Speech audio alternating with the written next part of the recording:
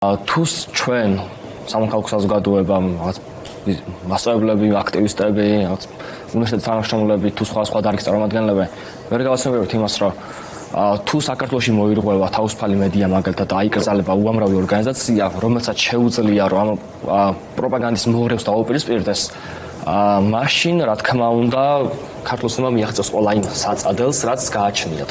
და თუ იქნება სივრცეები, საიდან შეგვიძლია ვილაპარაკოთ, მაგალითად მედია იქნება თავისუფალი თუ გადარჩებიან ორგანიზაციები, რომლებიც მუშაობენ უახლესი ისტორიის პოპულარიზაციაზე და კონტრპროპაგანდაზე, მაშინ ეს ბევრად გართულდება.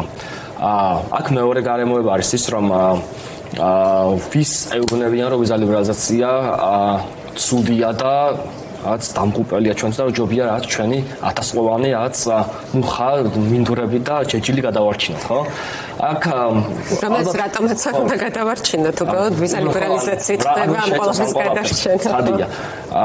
ალბათ არ უნდა ხავს შალვა პაპუაშვილს ან თუნდაც მამუკა მდინარაძეს როგორ გადაადგილდებიან ქართველი ემიგრანტები, რაც ქალაქიდან ქალაქში, გერმანიაში, პოლონეთში თუ თუნდაც ბალტიისპირეთის ქვეყნებში და როგორ ითვლიან ისინი რაღაც ფუცლიან კალენდარზე დღეებს, რომ 91 დღეს დატოვონ ევროკავშირის ზონა და დაბრუნდნენ საქართველოში, იმიტომ რომ სხვანაირად ისინი ვეღარ გაგრძელებენ საკუთარი ოჯახების რჩენას. სამდროში ხო ევროინტეგრაცია იმისთვის გვინდა, რომ ჩვენი მოქალაქეები 90 დღით კი არ მიდიოდნენ და მე უკან ბრუნდებოდნენ, რომ რაღაც ელემენტარული ლუკმაპური იშალონ.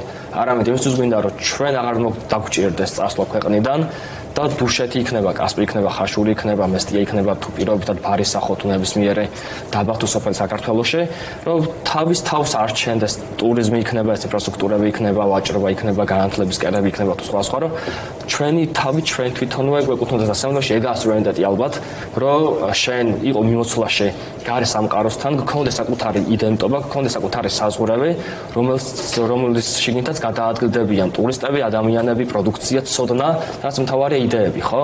და ამას გვართმოს სამდროში ქართული ოცნება ამ თავისი პროპაგანდით. უბრალოდ კითხვა რომ დავუსვათ ესეთი.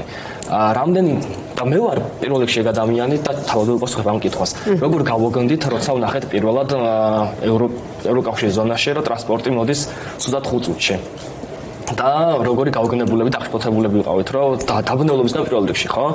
და ევროინტეგრაცია სინამდვილეში ეგ არის, რომ ჩვენ უკვე გვინდა საზოგადოებას უკვე დიდი ხანია 30 წელია თითქმის რომ შფოთით კი არ ვიყავთ როცა ბერლინში დავინახავთ დროზე მოსულ მატარებელს არამედ გაიაროს იქნება და ციფრის გვირაბშიც იმატარებელმა დროულად და ხანძარი არ გაჩნდეს ლიანდაგებზე როგორც გუშინ გაჩნდა ხო ზურგეთში ხო და ამიტომ ეგ შესაძლებლობა იყო ჩვენთვის ეს ვიზა ლიბერალიზაცია რომ გადავწერთ გძნობთ იმ სივრცეს ნაწილად რაღაცნაირად იდენტობაში გვაქვს ევროპელობა ხო რომ მიდიხარ იმ სივრცეში ასაც ქვია ევროპა ხო ხარ კომფორტულად გონია რომ სახლში ხარ და გინდა რომ შენთანაც იგივე იყოს გიორგი